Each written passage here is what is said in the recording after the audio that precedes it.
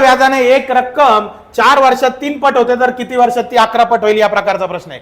ताण घ्यायचा नाही, सरळ काय लिहायचं, 4 वर्ष लिहून घ्यायचे. 4 वर्ष पोटात रेष. 4 वर्षात किती पट्टीची अपेक्षा आहे तुमची?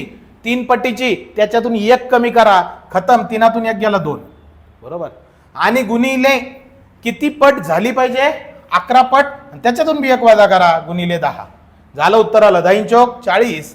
जर तुम्ही 40 ला 2 न भागलं तर येणार उत्तर 20. 20 वर्षात 11 पट होईल. पुढचं उदाहरण समजून घ्या, याच्यात कळालं नसेल तर.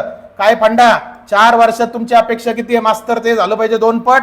लिहा 4 वर्ष पोटात रेष, अपेक्षा 2 पट्टीची, 2तून 1 गेला 1, गुणिले 10 पट. 10तनं 1 काढा 9. येणार उत्तर 9 चौक 36 वर्ष. गणिताचे विद्यार्थी आजच जॉईन करायचा आरंभ 1.0. आणि हो स्वप्न असेल वर्दी, आजच घ्यायच्यात गर्दीतून वर्दी बॅचेस. या तिन्हीच्याही लिंक्स स्टोरी बायो हायलाइटला आहे. आणि हो पळायचं नाही, पुढचं उदाहरण सोडवायचं, उत्तर कमेंट करायचं. आणि हो आवडलं असलं ना फॉलो पण करा, शेअर पण करा. खूप खूप धन्यवाद.